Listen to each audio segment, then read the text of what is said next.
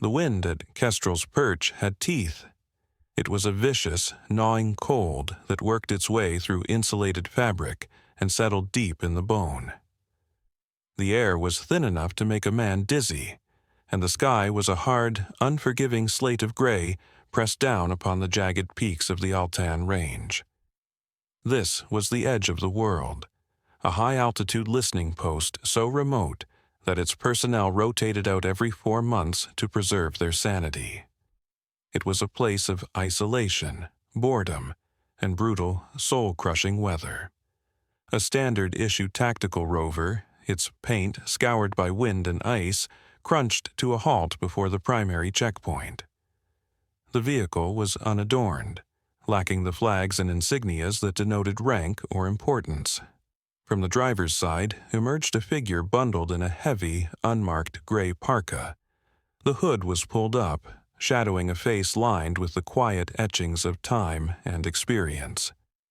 The woman who stepped out moved with an economy of motion that spoke of neither youth nor frailty, but of a deep, settled strength. Her boots made little sound on the frozen gravel. Inside the heated guard shack, Private First Class Chen watched her approach on the grainy security monitor. He nudged his partner, Private Diaz, who was half asleep in his chair. "Hey, look at this. Supply run from the valley, maybe?" Diaz grunted, cracking an eye open. "No markings. Probably another contractor here to fix the geothermal pumps. Again." He slumped back down.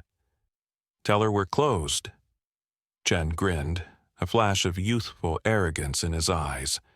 He enjoyed the small measure of power his position afforded him. He toggled the external intercom, his voice booming artificially across the desolate checkpoint. "Unidentified vehicle. State your purpose." The woman stopped a respectful 10 feet from the reinforced barrier. She didn't shout back. She simply waited, her posture relaxed, her hands visible at her sides. Chen sighed theatrically. He zipped up his own parka and stepped out of the shack, the sudden cold hitting him like a physical blow. The wind whipped his words away as he strode toward her. "Ma'am, you need to use the intercom," he said, his tone dripping with condescension. "This is a restricted military installation, not a public park." The woman pulled back her hood. Her hair was a mix of iron gray and silver, pulled back in a tight, practical bun. Her eyes were a pale, piercing blue that seemed to absorb the bleakness of the landscape without reflecting it. They were calm, patient eyes. "The intercom is buzzing," she stated simply. Her voice was low and even, with a slight unplaceable accent. "Right," Chen said, drawing the word out. He was barely 20, fresh from basic, and filled with the unshakable certainty of a boy who had never faced a real threat. This woman looked like his aunt's book club friend. "Well, let's see some identification. Access card, orders, something." She reached into a pocket of her parka and produced a simple, featureless white card. It was a temporary access pass, the kind issued to civilian technicians or visiting low-level dignitaries. Chen took it and trudged back to the shack, swiping it through the reader. A red light blinked on the console. "Access denied, card inactive." He smirked and walked back out, dangling the card between his thumb and forefinger. "Sorry, ma'am, computer says no, this thing's a dud." He held it out to her. "You got anything else? A driver's license? A library card? Maybe a note from your mom?" Diaz, now watching from the doorway of the shack, snickered. The woman didn't react to the jibe. She took the card back and slid it into her pocket. "There may be an administrative error. My arrival was scheduled for today. Voronova, Annalise." Chen pretended to ponder this. Voronova, nope, doesn't ring a bell. And believe me, I hear all the bells around here." He crossed his arms, leaning back on his heels. "Look, I can't just let anyone wander onto the most critical signals intelligence base on the continent because they say they have an appointment. You could be anyone." He gestured vaguely at the mountains. "Could be a spy. Could be a very lost, very confused pizza delivery driver. Either way, no ID, no entry." The sheer absurdity of the situation was not lost on the woman, but her expression remained neutral, a mask of placid patience she had perfected over decades. She had commanded fleets from orbital platforms and coordinated armies across continents, but at this moment she was being held at bay by a child in a uniform playing gatekeeper. It was, in its own way, a useful diagnostic. It told her more about the base's discipline, or lack thereof, than a week of reviewing reports. "Is your commanding officer available?" she asked, her voice still impossibly level. "The CO?" Chen scoffed. "Colonel Madsen doesn't have time to deal with this." He waved a hand at her. "Tell you what, I'll call the duty officer, but don't get your hopes up. Lieutenant Valerius is a stickler for the rules." He turned and sauntered back to the shack, feeling immensely pleased with himself. He had followed the protocol, and he'd had a little fun with the lost old lady. He was, in his own mind, the very model of a modern soldier. Diaz gave him a thumbs up. The woman, Annalise Voronova, simply stood in the biting wind and waited. The cold didn't seem to touch her. Lieutenant Valerius arrived in a flurry of self-importance. He was young, sharp-featured, and carried himself with the rigid posture of a man who had memorized every regulation in the book and believed they were the solution to every problem in the universe. He'd graduated top of his class 6 months ago and considered Kestrel's perch a temporary stepping stone before his inevitable rise to greatness. He saw the woman in the gray parka, and his expression tightened with disapproval. "What is the problem here, Private Chen?" Valerius demanded, his voice crisp and authoritative. He didn't look at Voronova, addressing the guard as if she were a piece of malfunctioning equipment. "Sir, this individual arrived without valid identification," Chen reported, snapping to attention. "Her access card was inactive. She claims to have an appointment, but she's not on my duty roster." Valerius finally turned his gaze on Voronova. He scanned her from head to toe. The practical but unadorned gear, the age in her face, the complete lack of military bearing in her relaxed stance. He saw a civilian, and a disorganized one at that. "Ma'am," he began, his tone slow and deliberate, the kind one uses for a difficult child or a foreigner who doesn't speak the language. "This is Forward Operating Base Kestrel. This is not a tourist destination.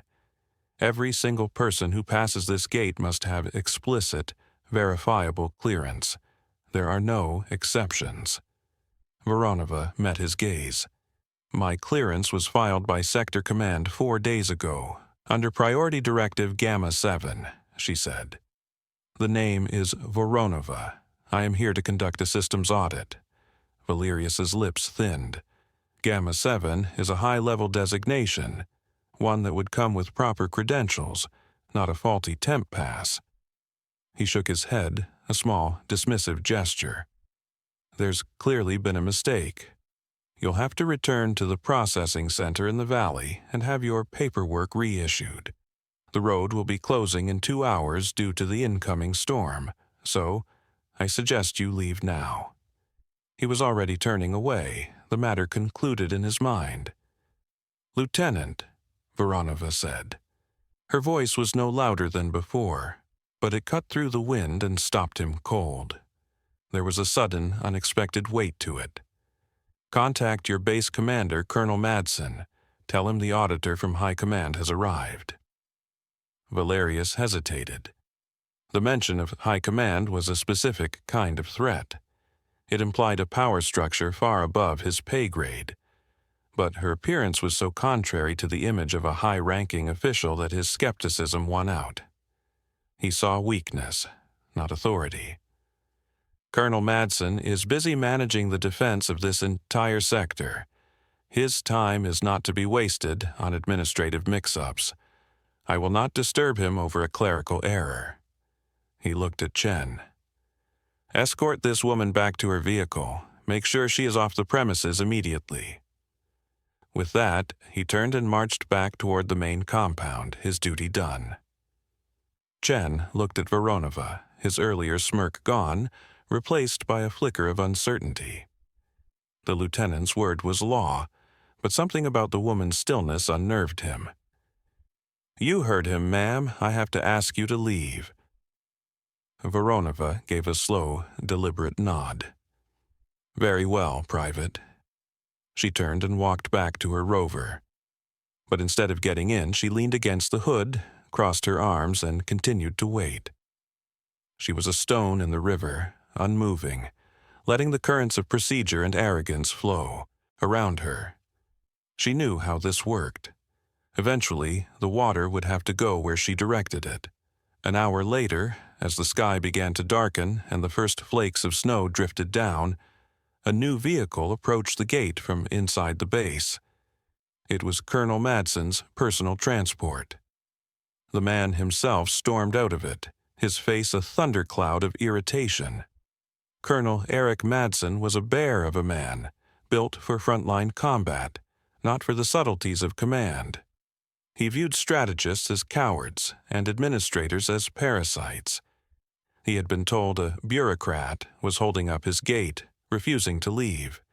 He stomped up to Voronova, his boots crunching loudly. "Are you Voronova?" he barked, forgoing any pretense of courtesy. "I am," she replied. "I was told to expect an auditor." "I was expecting someone with a clipboard and a pocket protector, not someone staging a sit-in at my front door," he growled. "You've wasted an hour of my time and my men's. What is so important that it couldn't be solved with a simple phone call?" "Your external comms are not secure, Colonel," she said calmly, "and I was told you were too busy to be disturbed." Madsen's eyes narrowed. "I run a tight ship. My comms are fine, and my officers know how to prioritize." He gestured impatiently toward the gate. "Fine, you're here. Come on. I'll give you a security pass myself. Let's get this farce over with." He turned and stalked back toward the base, not waiting to see if she followed. He had already dismissed her as a nuisance, a bureaucratic tick he had to endure. He led her not to the command center, but to a small, windowless supply office in the logistics wing. The room smelled of dust and stale coffee. A single, outdated terminal sat on a metal desk. "Here," Madsen said, waving a hand around the cramped space. "This is your office. All the non-classified network files are accessible from here. Requisitions, duty rosters, power consumption reports. Knock yourself out." He tossed a generic security lanyard onto the desk. "Don't wander. Don't touch anything important. Give my aide a list of any personnel you need to interview, and he'll schedule it if, and only if, it doesn't interfere with base operations. Am I clear?" "Perfectly, Colonel," Voronova said, her voice betraying no emotion. "Good." Madsen gave her one last look of disdain. "Try to be finished in 48 hours. A storm is coming, and I don't want to be babysitting a civilian when it hits." He left, the door shutting with a definitive thud, leaving her alone in the dusty, forgotten room. He was certain he had put the nuisance in her place, safely out of the way where she couldn't cause any trouble. It was a profound miscalculation, one that would soon threaten to cost him his command, his base, and the lives of every soldier under his watch. For 3 hours, Annalise Voronova sat in the cramped office and did exactly what she had been told. She accessed the mundane files: power, consumption logs, atmospheric sensor readings, perimeter patrol schedules. To any observer, she would have looked like the harmless auditor Madsen believed her to be. But she wasn't just reading the data, she was seeing the patterns within it, the subtle rhythms of the base's lifeblood. She saw the minute, almost imperceptible power fluctuations in the primary grid that had started 72 hours ago. She noted the ghost echoes on the deep-range seismic sensors, dismissed in the logs as tectonic settling. She cross-referenced the patrol routes with the intermittent communication dropouts on the western ridge, dropouts that were too brief and too regular to be simple equipment malfunction. She was building a picture, one that differed alarmingly from the confident, orderly portrait Colonel Madsen painted of his command. Kestrel's Perch wasn't a tight ship. It was a ship with 100 tiny unseen holes, sailing into a hurricane. While she worked, the storm Madsen had warned her about descended with unnatural speed. The wind rose from a howl to a shriek, and snow began to fall in a blinding horizontal sheet. The base was sealed in, an island in a sea of white. The crisis began not with a bang, but with a flicker. In the main command and control center, a bank of monitors displaying satellite feeds suddenly went black. An analyst, a young specialist named Corporal Jorik, tapped at his console. "Sir, we've lost our uplink to the TSAT array. Switching to backup." He typed a command, and a second bank of screens lit up, then promptly dissolved into a cascade of digital static. "Backup is down too, sir. Heavy atmospheric interference from the storm, maybe?" Colonel Madsen, standing on the command dais, scowled. Interference doesn't take out hardened military satellites. Run a diagnostic now. Before Jorik could respond, another alarm blared, a piercing, high-frequency tone. "Sir, long-range perimeter sensors are offline," another tech shouted. "All of them. It's like the whole network just vanished." Panic, cold and sharp, began to prickle the edges of the room's disciplined atmosphere. Kestrel's Perch was the eye of the Alliance, its primary function to see and hear things others couldn't. Now, it was blind and deaf. Madsen's face was grim. "What about short range? What about the hardline fence sensors?" "Short range is spotty, sir. We're getting ghost signals all over the place. The system can't tell the difference between a bird and a battalion." The tech's voice was strained. "Hard lines are holding, but, sir, the network is being flooded with junk data. It's a coordinated electronic warfare assault." The words hung in the air, chilling the room more than the storm outside. This wasn't a malfunction. This was an attack. Madsen slammed his fist on the railing. "Get me a visual, anything. Deploy the tethered observation drones." "Can't, sir," the drone operator called out. "Guidance systems are non-responsive. The jamming is too thick." Madsen's command style was built on aggression and forward momentum. He was a hammer, and every problem was a nail. But you couldn't charge at an invisible enemy who was dismantling your senses from a distance. He was shouting orders, but they were reactive, desperate. "Get me a patrol out to the western comms relay. I want eyes on it. Full fire team, armored transport." "Sir, the motor pool is reporting catastrophic fuel line failures across half our vehicles," an aide reported, his voice trembling slightly. "It's like the rubber just crystallized in the cold." It was too much, too fast, too precise. One failure could be an accident. Two could be a coincidence. But this was a symphony of destruction.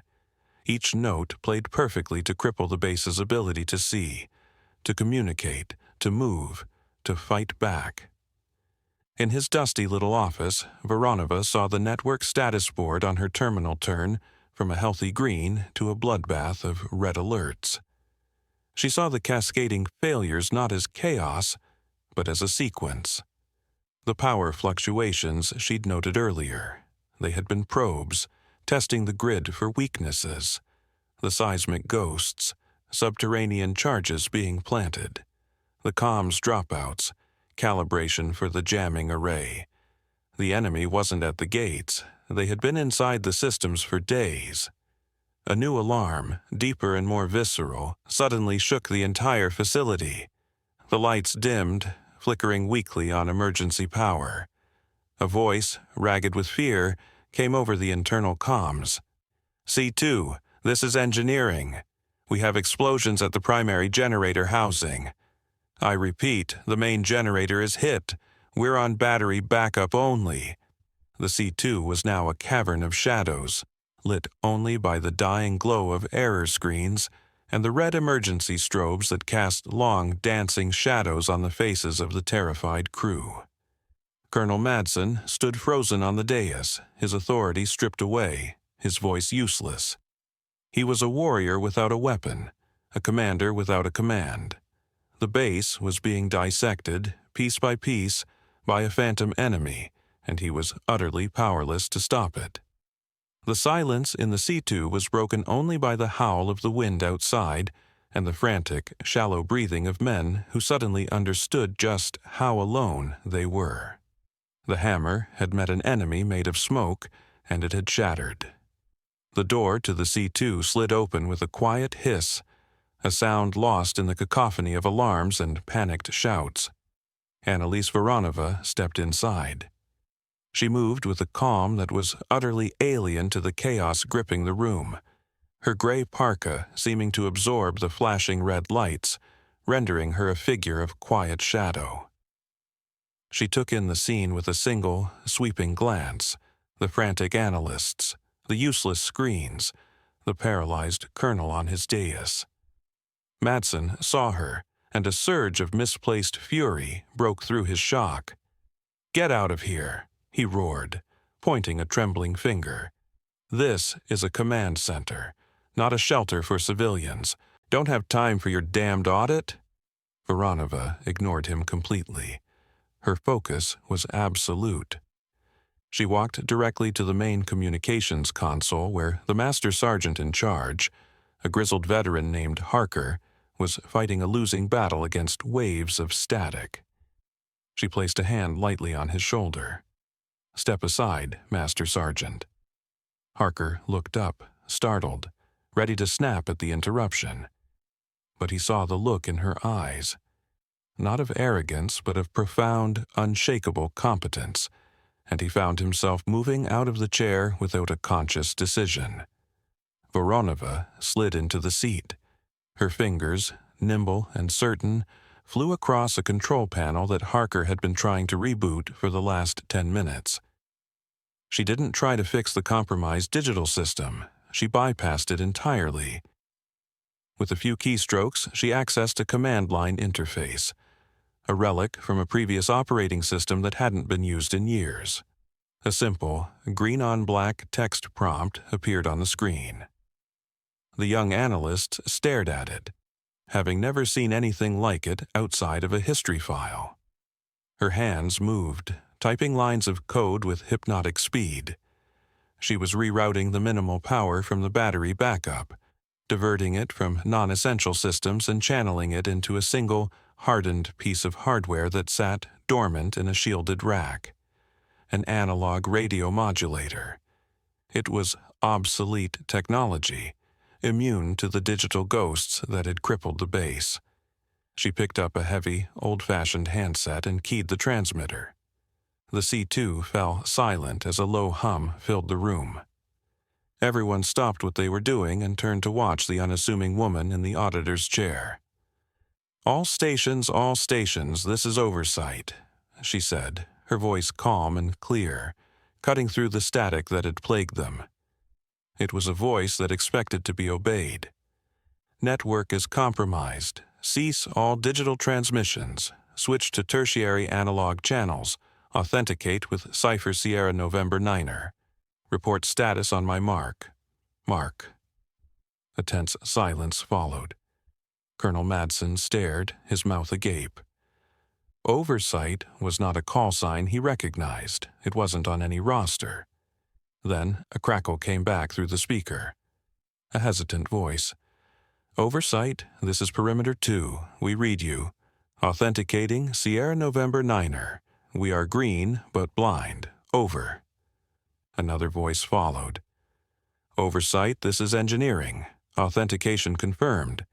We have multiple fires at the generator. Request damage control teams. Over. One by one, the shattered pieces of the command structure began to respond, drawn together by her voice. She was rebuilding the nervous system of the base in real time. She turned to a stunned Lieutenant Valerius, who was standing uselessly near the tactical map. "Lieutenant," she said, her tone sharp and precise, "take your platoon. You are now damage control. Engineering will guide you. Move."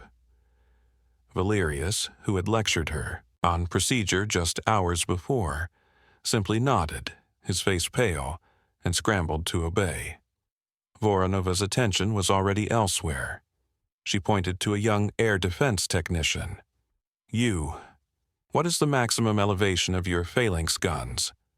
90 degrees, ma'am," he stammered. "Can you decouple the targeting radar and fire them on manual coordinates?" "Theoretically, ma'am, but we'd be firing blind. We couldn't hit anything." "You won't be firing blind," Voronova said. She closed her eyes for a moment, listening to the faint, rhythmic pulse of the enemy jamming signal, a ghost sound she could feel in her teeth. She was processing the data streams from before the crash, correlating them with the timing of the attacks and the physics of the storm. In her mind, a three-dimensional map of the airspace above them was taking shape. The enemy wasn't on the ground. They were using the storm as cover. "The jamming source is airborne," she announced to the room. "A heavy drone, hovering in a stationary position to maximize its broadcast footprint. It's using the storm's ionization to mask its heat signature." She turned back to the tech. "Get me a direct line to all 3 phalanx batteries." The tech patched her through. "All batteries, this is oversight. You will orient to the following coordinates. Azimuth 005. Elevation 89 degrees.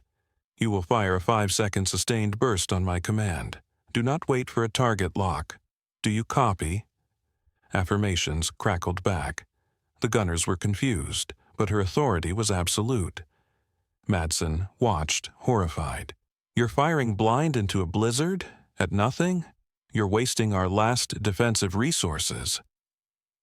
Voronova didn't even look at him. Her eyes were still closed, her head tilted as if listening to distant music.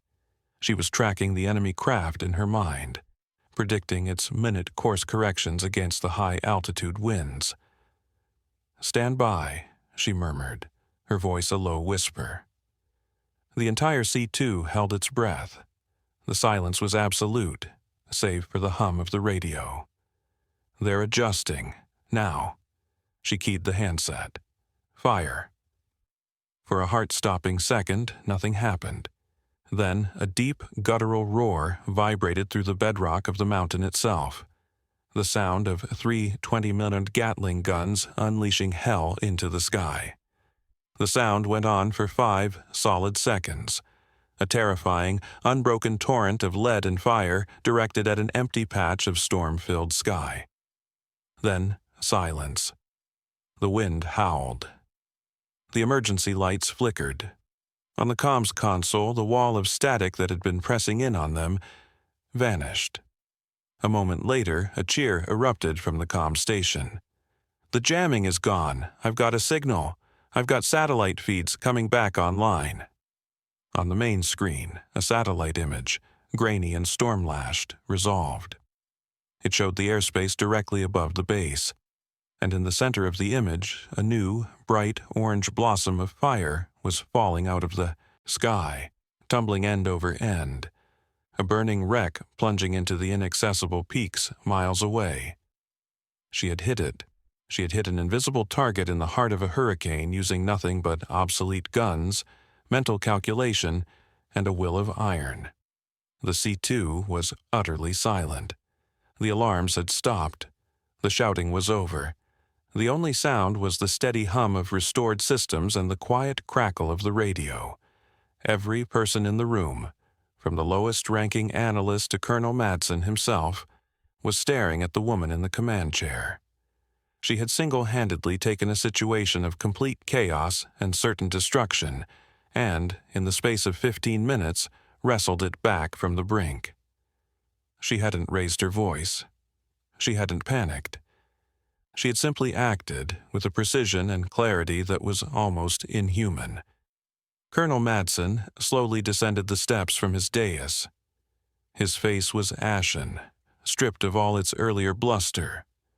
The arrogance had been burned out of him, replaced by a raw, terrifying understanding of his own inadequacy. He walked to the command chair and stood before her. His voice, when he finally found it, was a hoarse whisper. "Who, in God's name, are you?" It was Master Sergeant Harker who answered, his voice filled with a reverence that bordered on fear. He had been staring at Voronova, a forgotten memory clicking into place. He'd seen her face once, years ago, in a heavily classified briefing on strategic defense architecture. He'd seen the call sign she used flash on a screen. "Sir," Harker said, his voice trembling as he addressed Madsen, but his eyes locked on Voronova. The call sign. Oversight. And that cipher she used. Sierra November 9er. That's not a standard military code, it's a failsafe designator. He took a shaky breath. It's from the Ghost Protocol. The name fell into the room like a thunderclap. The Ghost Protocol was a legend, a theoretical framework for network warfare and command continuity whispered about by intelligence specialists. It was a system designed to function when all other systems had failed, a doctrine for fighting a war in the dark against an enemy you couldn't see. It was considered the pinnacle of modern strategic thought, a system so complex and robust that its chief architect was spoken of in mythical terms. Harker swallowed hard, the final piece of the puzzle locking into place. That protocol, it only has one controller, a single authority designated oversight. Sir, it's... He trailed off, unable to say the words. Voronova finally turned in her chair, her calm, pale blue eyes meeting Madsen's. There was no triumph in her gaze, only a quiet, profound weariness. "My name is General Annalise Voronova," she said, her voice even. "I wrote the Ghost Protocol. I also led the design team for the primary security and sensor systems on this base."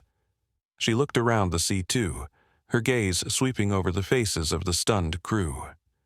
"I was here to conduct an audit to see how much of my design you had forgotten.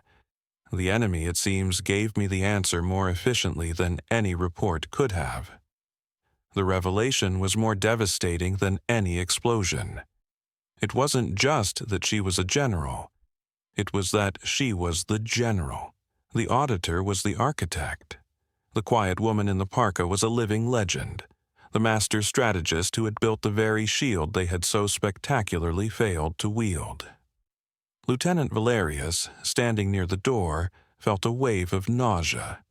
He had lectured this woman on procedure. He had threatened to expel her from the base. An aide, his fingers flying across a secure terminal, suddenly gasped. He projected the result onto the main screen for all to see. There she was, an official photograph of General Annalise Voronova. 4 silver stars glittered on the shoulders of her immaculate dress uniform. Below the photo was a list of commendations and project designators so heavily redacted it was mostly black ink. Her eyes, even in the photograph, were the same, calm, intelligent, and utterly implacable. Down by the main entrance to the C2, where they had been huddled as runners, Private Chen and Private Diaz saw the screen. Chen's face went white, then a blotchy, horrified red. The blood drained from Diaz's face until he looked like a ghost. The lost old lady, the confused pizza delivery driver, their casual, cocksure mockery replayed in their minds, now laced with the acid of pure humiliation. They had joked with a legend. They had tried to turn away the woman who had just saved all their lives. An absolute tomb-like silence descended upon the command and control center. The rhythmic hum of the restored system seemed to amplify the stillness, making it heavy, suffocating. The air was thick with shame, awe, and a dawning, terrible respect. No one moved, no one spoke. They were all frozen, caught between the memory of their own recent failure and the reality of the woman who sat before them. Colonel Eric Madsen stood ramrod straight, his body locked at a rigid position of attention. The man who had stormed and blustered, the combat officer who valued visceral action above all else, was utterly broken. But in that breaking, a new kind of discipline was forged. He did not offer an apology. Words were useless, insulting even. They could not possibly convey the depth of his error. Instead, he acted. He raised his right hand to his brow, his motion sharp, precise, and imbued with a level of formality he had not displayed in years. It was not the perfunctory salute of a senior officer to a subordinate. It was the salute of a soldier to his commander, an acknowledgement of absolute and unquestionable authority. His voice, when he spoke, was raw but steady. "General, my apologies are meaningless. This base and my command are yours." The sound of his boots snapping together echoed in the silent room. That single, sharp sound broke the spell. As one, every uniformed person in the C2 turned to face General Voronova and followed their commander's lead. Lieutenant Valerius, his face a mask of mortification, rendered a salute so fierce his arm trembled. Master Sergeant Harker, his eyes shining with something akin to religious awe, saluted the architect of the systems he had spent his life maintaining. The analysts, the technicians, the communications specialists, every single one of them, down to the lowest airman, stood tall and honored her with the most profound gesture of respect they could offer. Near the doorway, Chen and Diaz scrambled to their feet, their movements clumsy with shock. They, too, raised their hands in salute, their young faces a mixture of terror and reverence. The C2, a room that had been a nexus of panic and chaos moments before, was transformed into a tableau of silent, unified respect. Voronova watched them, her expression unreadable. She did not return the salute immediately. She let the moment hang in the air, allowing the weight of it to settle upon them, to sear itself into their memories. This was not about rank or ceremony, it was about a lesson. A brutal, necessary lesson in humility and competence. Finally, she gave a single, almost imperceptibly short nod. A gesture of acknowledgement, not of forgiveness. "As you were, Colonel," she said, her voice cutting cleanly through the charged atmosphere. "The salutes can wait. We have work to do."